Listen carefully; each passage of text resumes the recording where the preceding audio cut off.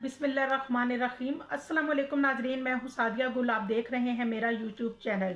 नाजरीन, मुस्तफ़ा आमिर कत्ल केस में जो न्यू डेवलपमेंट हैं वो मैं अब आपसे शेयर करूंगी, क्योंकि अब ये केस जो है किसी से भी ढका छुपा नहीं है। दिन ब दिन इस केस में नए से नए इंकशाफात हो रहे हैं और रोंगटे खड़े कर देने वाले हकाइक जो हैं वो सामने आ रहे हैं। कुछ तो सामने आ के और कुछ पसे पर्दा हैं।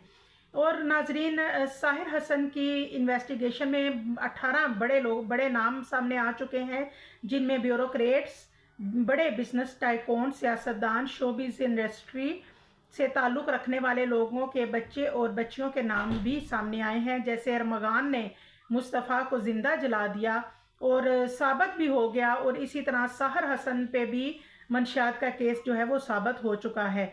लेकिन बहरहाल पुलिस की तरफ से कोई ख़ास कार्रवाई जो है वो नहीं की गई। हालांकि अरमगान जो है उसने बड़ी होशियारी से काम लिया। वो अपने आप को बहुत अपनी दौलत के नशे में चूर था और वो अपने आप को बहुत बहादुर समझता था। उसने सोचा कि मैंने तो कोई सबूत नहीं छोड़े, क्योंकि शराज बताता है कि जब मैं उसने और अरमगान ने मुस्तफ़ा की लाश गाड़ी में से निकाल के आगे रखी, डिग्गी से निकाल के आगे रखी, तो जब अरमगान ने पेट्रोल छिड़का तो वो आंखों से इशारे कर रहा था, यानी वो जिंदा था।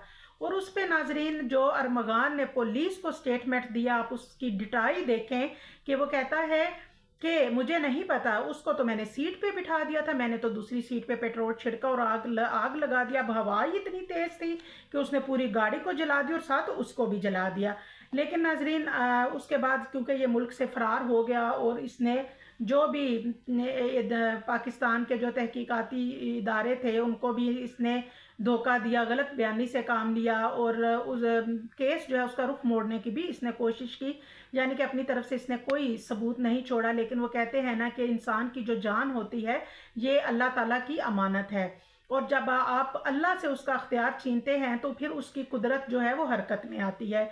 और बिल्कुल इस केस में भी यही हुआ कि अरमगान जो है उसके घर से जो खून के धब्बे मिले उनका डीएनए मुस्तफ़ा की वालदा से मैच कर गया, और तो और मुस्तफ़ा आमिर का मोबाइल भी बरामद हुआ अरमगान के घर से, और उसके अपने मुलाजमीन ने भी उसके खिलाफ जो है वो गवाही दी। नाजरीन, और ये तो कत्ल जो है वो कभी नहीं छुपता, ये दरिंदा बहुत देर तक आज़ाद घूमता भी रहा।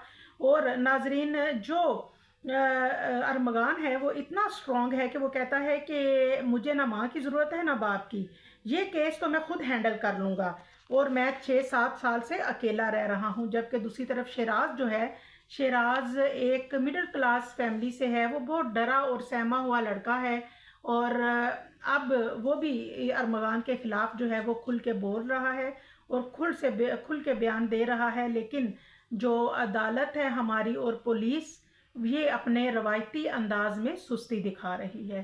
चैनल को लाइक और सब्सक्राइब ज़रूर कीजिएगा, दुआओं में याद रखिएगा। अल्लाह हाफिज़।